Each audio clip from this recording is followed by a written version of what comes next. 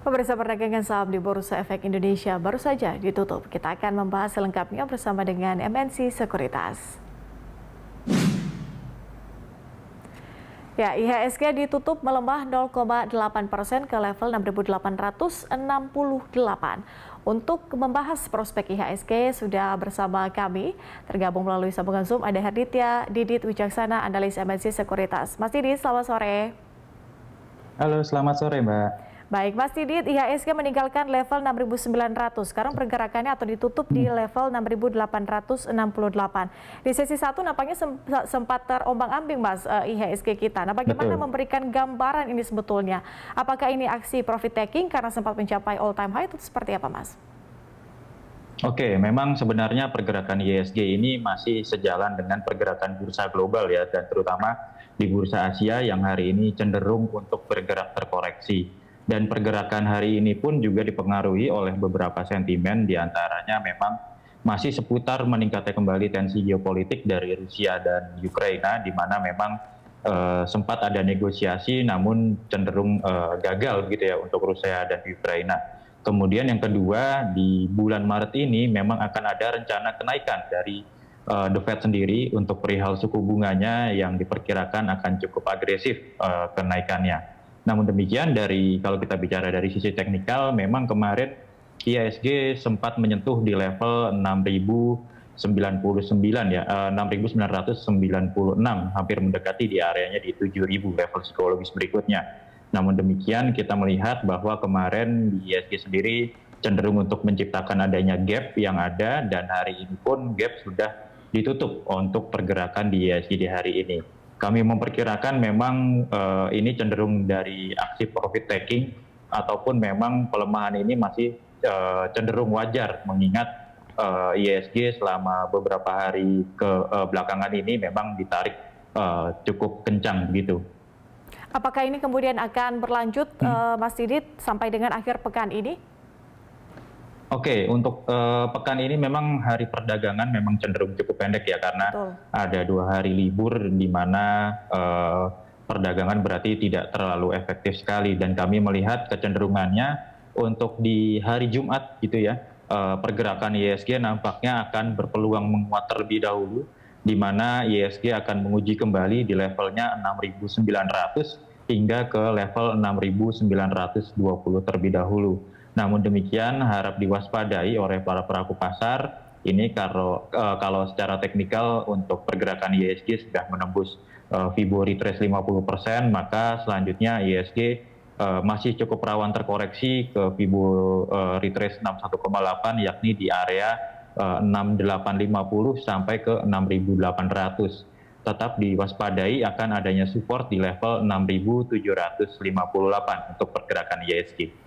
Oke, baik Mas Didit, kalau menyoroti salah satu emiten yang kemudian bisa dikatakan ramai begitu atau masih menjadi sorotan sepanjang perdagangan pada hari ini adalah salah satu emiten perbankan, yaitu BBRI begitu ya. Kalau kita lihat dengan kinerja yang cukup brilian, kemudian juga buyback dan juga dividen, bagaimana kemudian Anda melihat perbandingan kinerja 2022 dan juga 2021 untuk saham dari BBRI ataupun mungkin laporan-laporan keuangan dari BBRI? Oke, kalau kita cermati memang untuk kinerja dari BBRI dan secara umumnya dari perbankan-perbankan yang cenderung besar gitu ya, perbankan big caps, kinerjanya cenderung relatif cukup baik, dan kita juga lihat kemarin BBRI pada saat RUPS kemarin itu mengumumkan juga kinerja yang baik, kemudian adanya pembagian dividen dan akan adanya buyback. Dan kami melihat memang secara makronya untuk kinerja BRI ini relatif cukup baik di 2021, di full year 2021. Dan kita harapkan di 2022 ini akan berlanjut. Dan untuk pergerakan secara teknikal sendiri untuk BBRI memang kemarin di tanggal 1 Maret itu cenderung agresif ya, kenaikannya sempat dibuka di levelnya 4.860, kemudian ditutup cenderung agak terkoreksi di 4.630. Kami melihat pergerakan BBRI ini memang nampaknya akan cenderung dalam jangka pendeknya ini akan relatif untuk terkoreksi terlebih dahulu. Namun demikian tetap perhatikan untuk level supportnya di 4340. apabila masih mampu bertahan di atas 4340, maka kami perkirakan pergerakan selanjutnya ini akan menguji di level 5.000 hingga 5.140 begitu. Artinya kalau posisinya sekarang ada di 4560 ini adalah koreksi sementara Mas Didit? Ya, selama masih bergerak di atas level support di 4340, ini koreksi ini merupakan koreksi yang relatif cukup pendek gitu ya. Dan ini cukup wajar untuk pergerakan BRI, namun demikian tetap waspadai 4340 karena kalau break dari 4340 maka worst case-nya BRI nanti bisa kembali untuk menguji di levelnya 4160 hingga 4200 begitu. Mas Didit, bagaimana Anda menilai kemudian reinvestasi dividen bagi investor? Nah, untuk reinvestasi dividen ini sebenarnya cukup menarik ya, karena kalau kita melihat belakangan ini dividen-dividen yang diberikan oleh emiten ini sebenarnya cenderung jumbo gitu ya. Dan untuk reinvestasi ini merupakan strategi yang jitu. Kalau misalnya kita memang sudah mendapatkan dividen dari investasi kita, kemudian dividen tersebut diputar kembali dalam tanda kutip untuk investasi atau melakukan pembelian saham, baik dengan saham yang sama ataupun saham yang berbeda. Dengan strategi ini kita melihat akan ada dua hal, di mana nantinya untuk para investor dapat mendapatkan dari sisi capital gain-nya, yang kedua dari sisi dividennya, sudah mendapatkan capital gain kemudian dapat dividen, ini kan akan cenderung relatif cukup baik untuk investasi para investor saat ini begitu. Oke, apakah ada alokasi khusus Mas kalau misalnya harus reinvestasi, mungkin ada presentasinya 40-60 mungkin, atau ada rekomendasi dari MNC Sekuritas?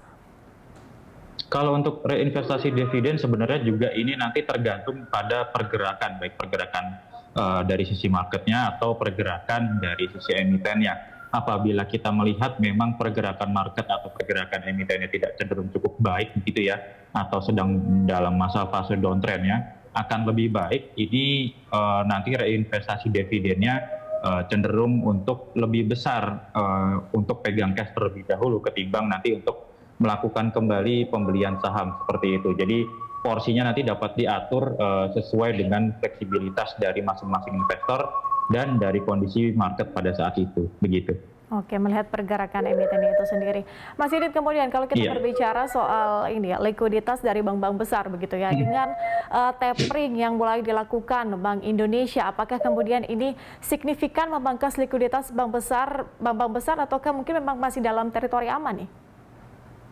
Oke, kalau kita melihat tapering ini yang dilakukan Bank Indonesia ini kan dengan menaikkan giro wajib minimum ya atau GWM sendiri, dan per Maret 2022 ini Bank Indonesia mulai secara bertahap ini meningkatkan rasio GWM-nya hingga nantinya di akhir tahun 2022 akan sebesar 6,5%. Namun demikian kami memperkirakan dan melihat dengan adanya kenaikan GWM ini tidak begitu berpengaruh cukup besar ke likuiditas ke bank-bank perbankan yang besar gitu ya. Karena perbankan yang besar-besar ini masih memiliki cukup likuiditas untuk melakukan penyaluran kredit. Dan hal ini juga dapat terlihat bahwa di akhir tahun 2021 lalu dari rasio penyaluran kredit ini masih relatif rendah di bawah 80%. Padahal rentangnya yang optimal dari Bank Indonesia sendiri itu sekitar 84 sampai 92%. Jadi memang untuk dengan adanya tapering ini di giro wajib minimum atau GWM pengaruhnya tidak terlalu signifikan ya, karena memang masih likuiditasnya masih cenderung untuk terjaga di perbankan yang besar begitu. Terbukti juga dengan ini ya, laporan-laporan keuangan yang cukup baik begitu dari bank besar. Oke, Mas Didit, kalau ini bicara soal bank konvensional begitu ya atau bank-bank besar begitu. Kalau melihat saham bank digital ini nampaknya cenderung terbalik nih, Mas Didit, dibandingkan dengan bank-bank besar konvensional. Apakah saham bank digital ini masih ada rekomendasikan untuk beli pada saat ini atau seperti apa Mas rekomendasinya? Oke, kalau untuk saat ini memang kita lihat pergerakannya secara teknikal ya, meskipun sama-sama perbankan gitu ya. Kita melihat memang sudah terbagi dalam tanda kutip baik perbankan konvensional maupun perbankan dari sisi digital. Kita melihat untuk pergerakan dari bank-bank konvensional, terlebih dari perbankan yang big caps begitu, ini pergerakannya masih relatif cukup menarik gitu ya, dan memang masih ada potensi upside di perbankan yang cenderung konvensional dan big caps. Namun demikian kita melihat dari perbankan digital gitu ya, seperti contohnya dari BBHI ataupun dari BBYB segala macam, kita melihat pergerakannya ini masih cenderung ragu-ragu dalam tanda kutip. Dan memang kalau kita lihat seperti misalnya BBYB atau dari agro, ini sudah dari sisi teknikal ya, kita melihat kenaikannya sudah relatif cukup duluan dibandingkan dari perbankan yang besar. Karena perbankan big caps yang lalu, yang konvensional ini pergerakannya di awal-awal tahun masih cenderung sideways, kemudian kinerjanya mulai muncul, maka gerakannya mulai cenderung agresif untuk naik begitu. Dan hal ini berkebalikan, ini perbankan yang digital, ini pergerakannya lebih dulu untuk menguat begitu. Jadi hal ini cukup wajar kalau kita lihat dari sisi teknikal, bahwa perbankan-perbankan yang digital ini koreksinya masih koreksi wajar karena peningkatannya yang sudah mendahului dari bank-bank konvensional gitu. Oke, terjadi koreksi wajar untuk bank-bank atau saham-saham bank digital.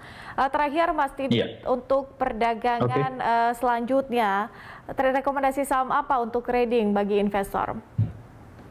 Oke, untuk perdagangan di hari Jumat ya, karena hari besok kita memperingati Hari Raya Nyepi begitu, kami merekomendasikan ada 3 saham di sini. Yang pertama ada ISSP. ISSP ini dapat dilakukan untuk trading buy atau buy on weakness, nanti dengan target price di area 430, 440 sampai 470. Kemudian dari sektor properti kita ada APLN. Ini nanti dengan target price-nya di area 130 sampai 140.